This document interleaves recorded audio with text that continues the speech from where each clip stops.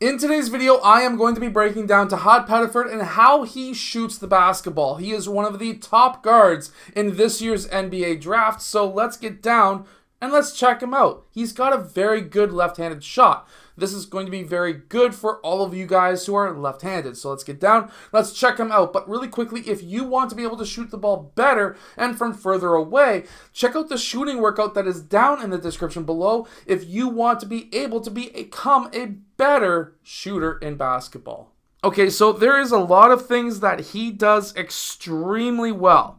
Number one is the fact that he has his shoulder and elbow in line with the rim. I have said this 6 trillion million times on this channel, but I cannot stress it enough. This is very important. Also, being able to have at least a quarter of the ball over top of your upper arm / shoulder is extremely important, and this is what creates what I call the shooting triangle, which will always allow you to have at least a straight shot as long as all of this is in line. If we look at his hand placement, we can kind of see that there is not a ton of space between his palm and the ball.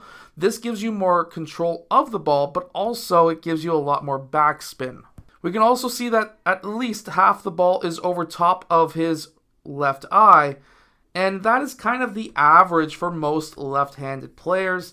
They generally don't have the ball too far to the left, but also they generally don't have the ball too far to the right either. This is kind of a good location for either a right or left-handed shooter to have it over top of their dominant side shoulder, or at least the middle of the ball over their middle eye or their left eye or their dominant side eye, because this is going to create a very accurate shot.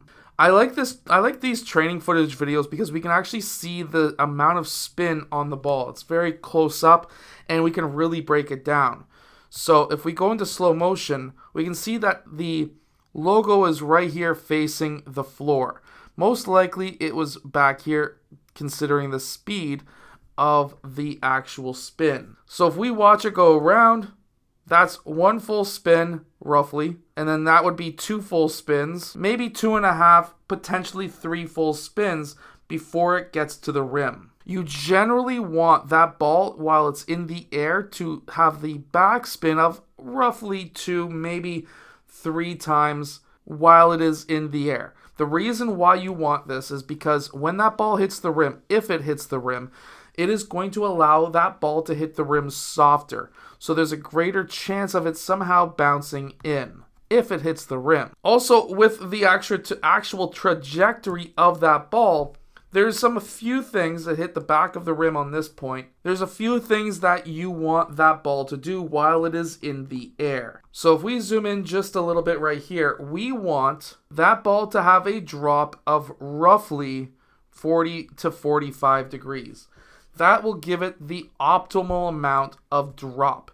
The reason why this is actually pretty well perfect is because at 40 to about 45, it is not going to be too low where it's going to bounce out, and it's not going to be coming in too high where if it hits the rim, there's too much gravity and there's a higher chance that it bounces out. See, when the ball has a lot of arc, the rim looks bigger. However, if the ball doesn't have a lot of arc, the rim looks smaller to the ball. So you actually have a higher shooting percentage if you have more arc. However, if the arc is too much and it drops too hard, if it hits the rim, because gravity has more of an effect as it has a greater drop, if it hits the rim, there's a greater chance that it will bounce out. So that's why between 40 and 45 degrees is perfect. Now this is a perfect view of his ability to shoot right here. So there's a lot of things that he does, and he does extremely well, but there's a few things that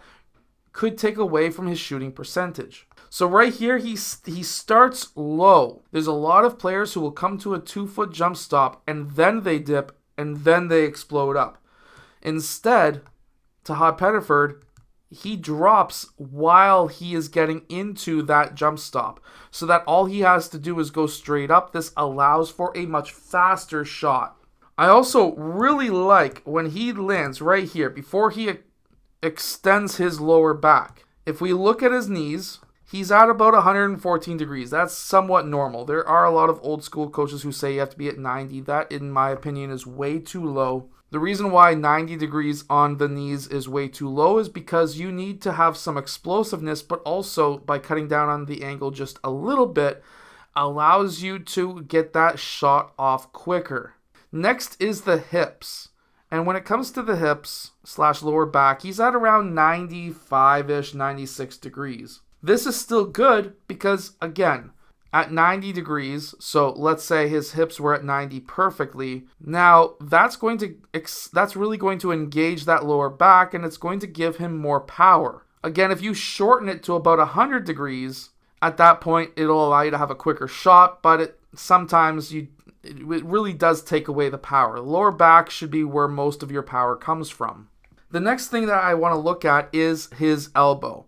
And his elbow is really tight into his body, and because of the angle, I would actually say it's probably closer to 90 degrees than the 84 or so that it was showing, just because this is going to be what most coaches will say. However, his wrist is not bent back. A lot of coaches will say you need to see the wrinkles in the wrist, and he has a pretty well straight neutral wrist with his forearm. Personally, this is more comfortable for most players, and most players are going to be shooting like this into the future. At this point, in my opinion, it is not something that needs to have happen. A 90-degree wrist is just absolutely uncomfortable. As long as that wrist is not bent the opposite way, and it's at the very least neutral, that should be able to give you a very accurate shot. The one thing that does confuse me, I know there are some coaches that teach this, he really digs his elbow into his side. I don't hate it. It does allow him to have, in my opinion, less of a tilt away from the rim. Most left-handed shooters have a massive tilt away where their shoulders are way over to the sideline while their arm is pointed this way.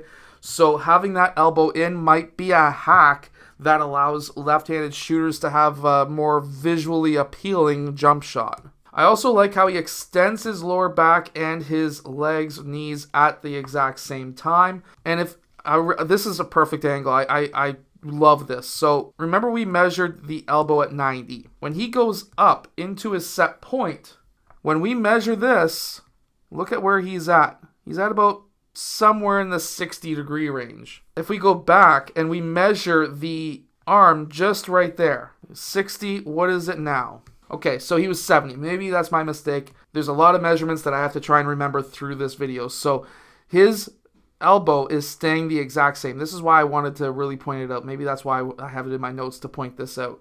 His elbow stays the same from gather to set point. The less amount of movement possible in the elbow, the better it's going to be. Same as in the wrist. The lesser amount of movement while you're going from gather into set point, the better off your shot is going to be. And then when he goes to release, he has his elbows right above his forehead, which is fantastic. He's got a nice soft release, which is going to give it a little bit more arc on the ball. So overall, this is a very nice shooting form, in my opinion. I also like how he's pretty well, when it comes to his shot, pretty well a one motion. He does pause just slightly at his set point. That could technically make him a two motion shooter. However, he has such great energy transfer. I like it.